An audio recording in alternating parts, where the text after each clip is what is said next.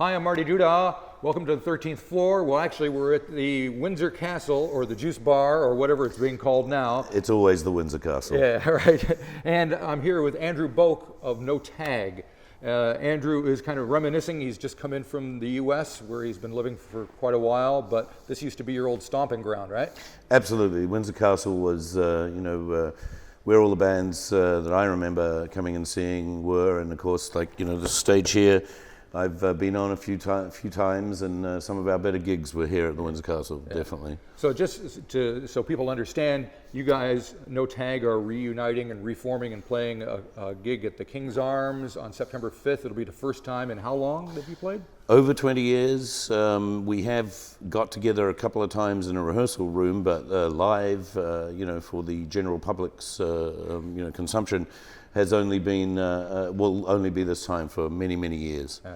So, since we are at the Windsor Castle, give me an idea of what this place was like in 1983 when you were playing here. Well, the bar was more up this way, if I remember rightly, so the room was slightly smaller than what it was. I think it kind of went down around this way, but generally, and the sound desk would be in the middle here, right? But generally, this was what it was. This was, I don't think they've made the stage any bigger, right? And that was definitely the way out the back there. So that was it, yeah. Bar on that side, and it was, what was the vibe full. like? Oh, the vibe was brilliant. You could, it was one of the regular venues that would have bands, so you could almost guarantee that, on a weekend, you would probably be going up to the Windsor Castle to see a band. Right. And if you weren't, you'd be meeting mates over in the public bar, which was right next door here. Right. So it was quite a meeting place as well. Yeah. And so, how would you describe the kind of music that you guys were making? Was it just punk, or was there something other than that going on? It was, to use the larger umbrella of the word punk, that's what it was. Yeah. It was English influenced rather than the US. What do you want to call it? Hardcore influence. The Black Flags and right. and those kind of bands. We were more in with the English, punk rock, pub rock kind of stuff, right? Some of that was deemed to be was given the tag oi. Right. Right. And but how did you feel about that? Well, oi is fine if people knew and understood what it was, right? It does have negative connotations. Well, it has negative connotations in some circles because of the people getting it wrong, right?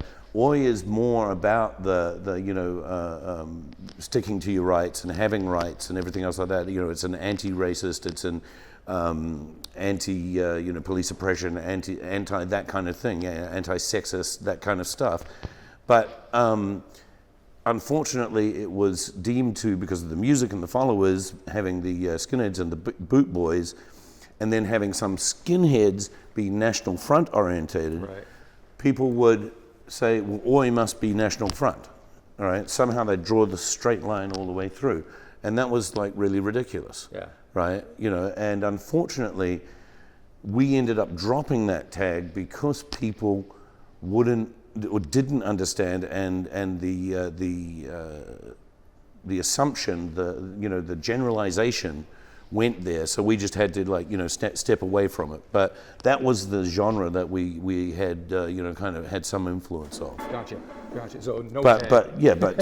That was the reason for the name, was No Tag. We're just rock and roll.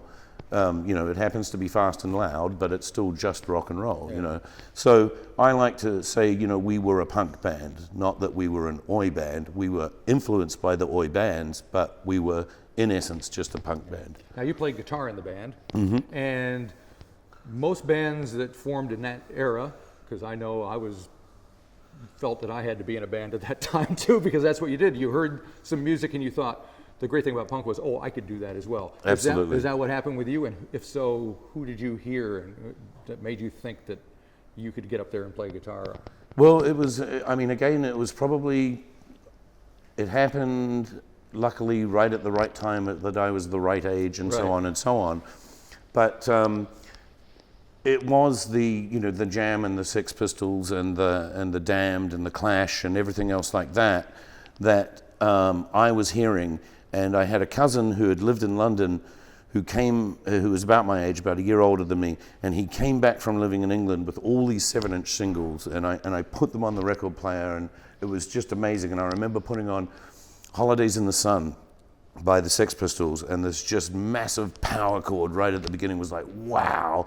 And at that time I was having guitar lessons because I decided that piano wasn't for rock and roll. I'd done my Lewis. Yeah, exactly. But and so I had my guitar, and I liked the heavy, nice, noisy sound and everything, and so this was just, I want to go and make that. That's what I want to do. Yeah. And through playing, finding other people, the do-it-yourself attitude and everything else like that. Yep. That's how I got together with, originally I was in a band called The Regulators, and that was my first proper band, right, where I started songwriting and making loud noises, and then ended up after that with No Tag, and that was perfect. Yeah.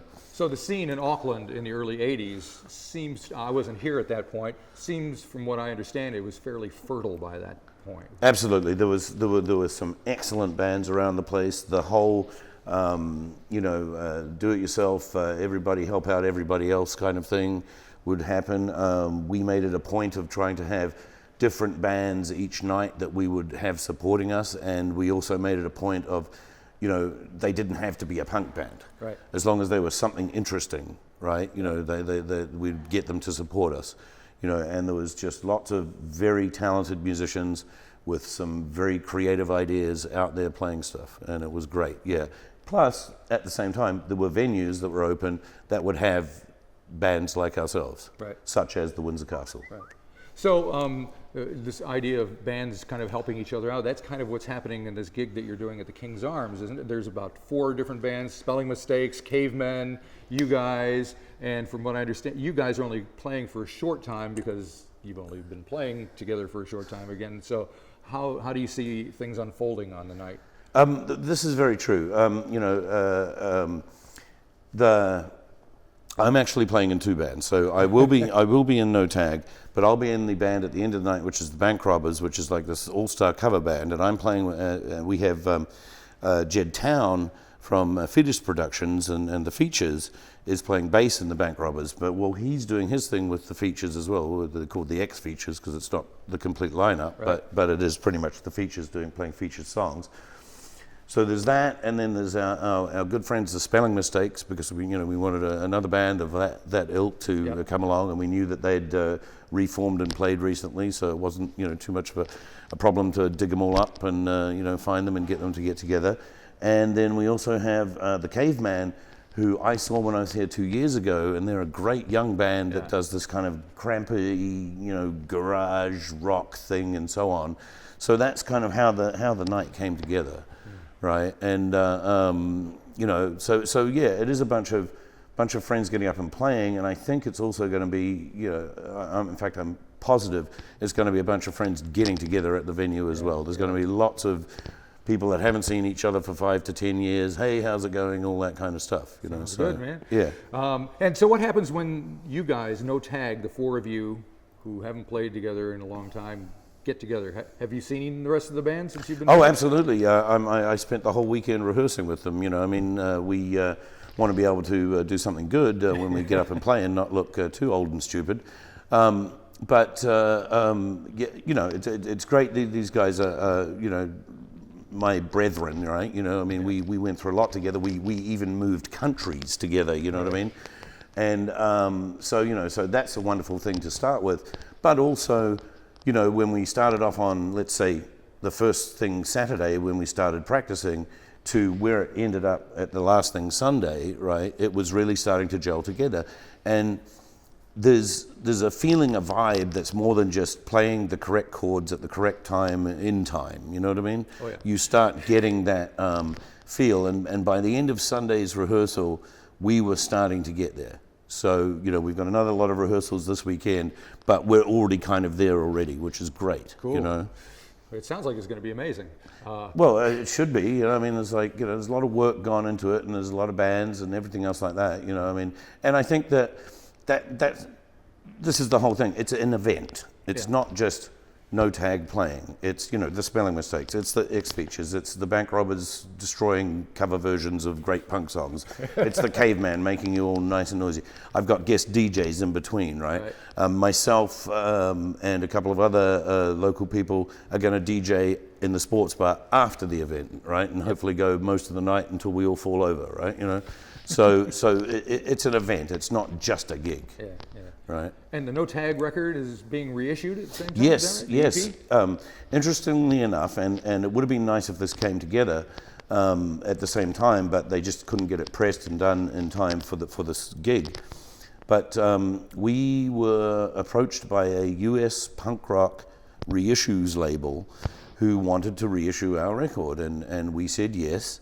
You know, we did a contract and everything with them, and we got the thing remastered from the reel-to-reel tapes that had been sitting in a garage for 25 years, and you know, it sounds pretty good.